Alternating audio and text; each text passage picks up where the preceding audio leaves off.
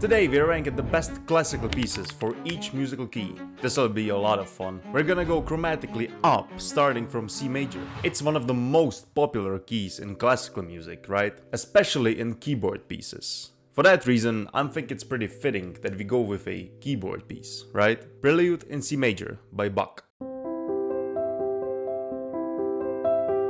I think it's a pretty decent choice. As I said, there are many great pieces in this key, in C major, right?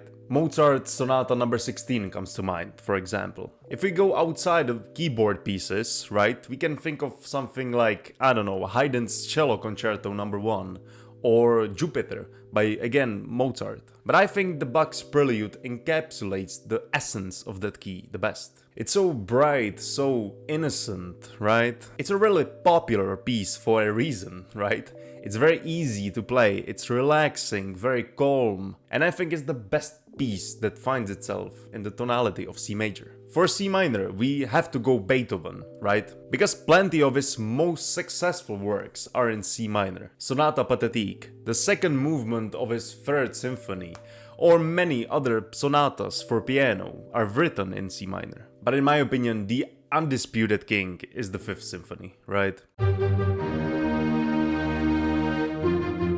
It's one of the most recognizable pieces of music ever, right? It contains one of the most recognizable motifs in music. I don't think there's much more to say about it. Next. D flat major is a key that is absolutely much more obscure than the previous two, but still has a decent amount of repertoire. Chopin's Raindrop Prelude is pretty popular. It is by far the longest prelude that he has written, right?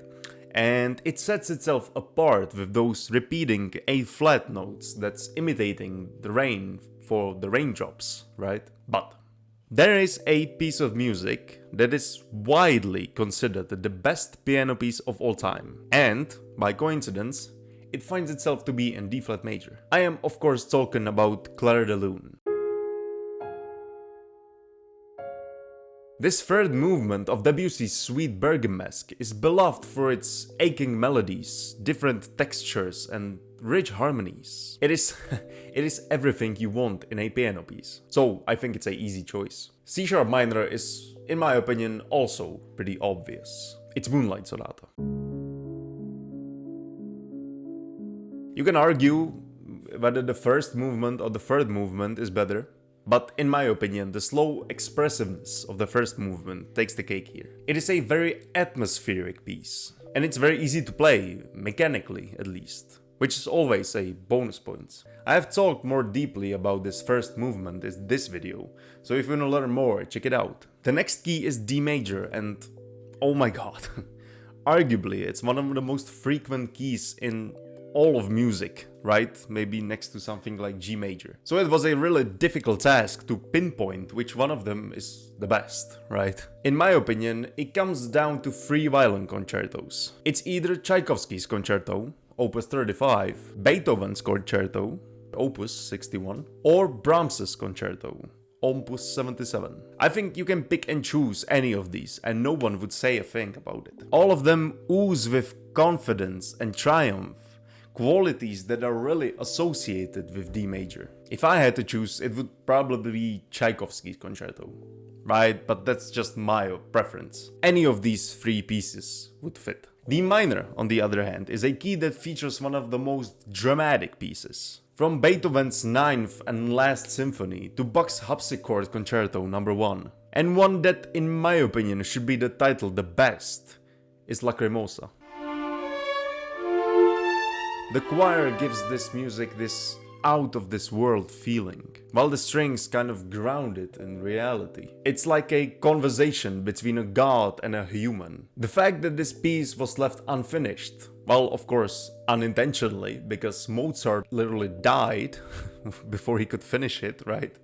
It adds to this otherworldly feeling. If D minor was dramatic, E flat major is for the most part heroic. And I don't think there is a better piece of music that represents this the best than Beethoven's Third Symphony, Eroica.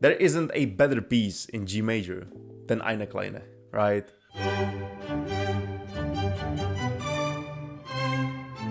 Although the first movement is the most famous one, right?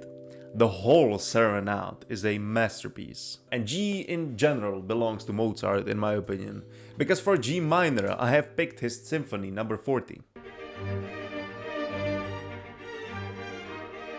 The first movement of that symphony, like most classical symphonies, use a sonata form. The symphony begins with a quick motion of lower strings and a turpid melody in violin octaves. A chromatic descent that begins in a strings, changes color quickly in winds and then returns to strings. The development section is full of modulations, right? And presents fragments of the first theme, which are varied in many key areas, often almost fooling the listener into thinking that they are hearing or that they will hear the recapitulation part. And when the recapitulation actually does come back, it does it surprisingly with just the lower strings. For A flat major, we're going back to Chopin and his Polonaise number 53.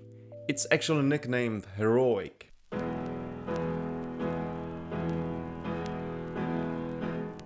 Fond of the culture of his birthplace, Poland, Chopin strove to invoke its spirit in his compositions, especially through reference to this aristocratic Polonaise. This Polonaise is an example of a homage to his homeland. The first of the work's three main motifs presents the Polonaise rhythm in the piano's lower register, and the lyrical third theme, by contrast, flows lightly and poignantly. And the piece concludes with a glorious coda based on the first theme. For G sharp minor, I have decided to pick a Scriabin piece. It is his Etude number 9.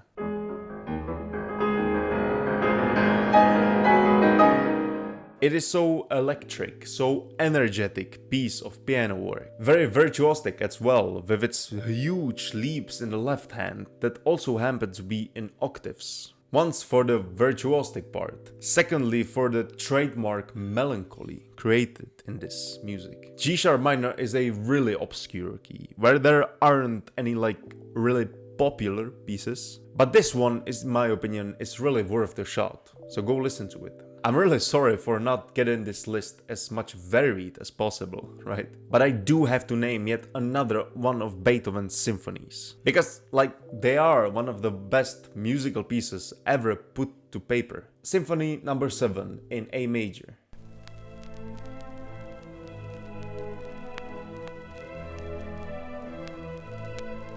Beethoven himself called this symphony one of his most excellent ones, describing it as richest in melody and one of the most pleasing and comprehensible out of all Beethoven symphonies. On the other hand, some critics find this piece to be an evidence that its composer has lost his mind. In my opinion, it's not the best symphony he has ever written, but it is the best piece in A major. Now for A minor. I already imagine you hearing me say Fur-Elise, right? But I'm not going to, even though I could, right? Or I could say Rondo alla Turca, a similarly popular piece by a similarly popular composer, Mozart. A minor belongs to the only piano concerto ever written by Grieg.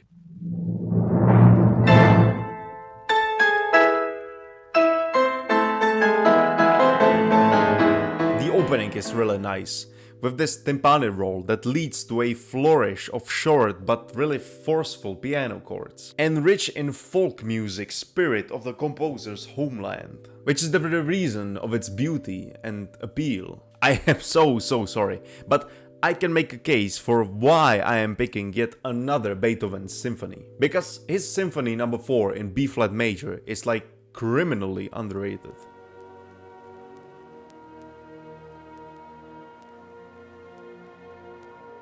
It is overshadowed by the two monumental symphonies that surround this one, Symphonies 3 and 5. But this one is actually one of my favorites. It is a rich tapestry of musical ideas, techniques and emotions. While at first glance it might seem more restrained compared to some of his other symphonies, a closer examination reveals its depth and innovation. For B flat minor, I am picking Tchaikovsky's first piano concerto.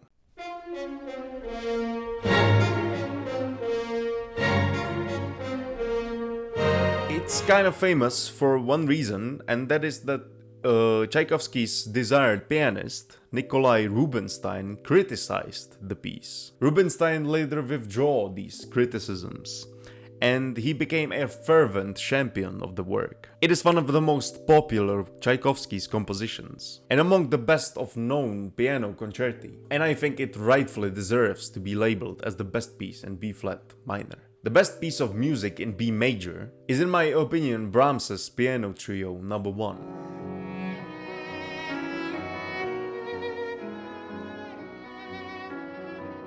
It was completed in January of 1854, when Brahms was only 20 years old. He later undertook a significant revisions of this piece, making such a considerable alterations that the revised version is often regarded as almost an entirely different piece. Interesting fact that both those versions have in common, they are one of the few multi-movement compositions which start in a major key and concludes in a tonic minor, since this composition actually ends in B minor. And B minor is the last key that we have to tackle. Tchaikovsky's last piece written in his life, his Symphony No. 6, is the best piece in B minor.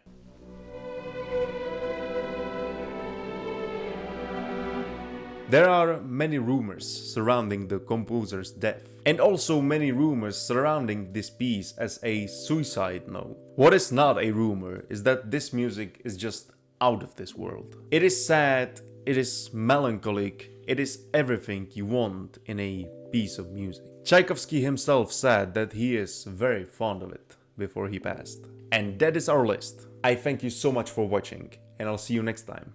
Bye bye.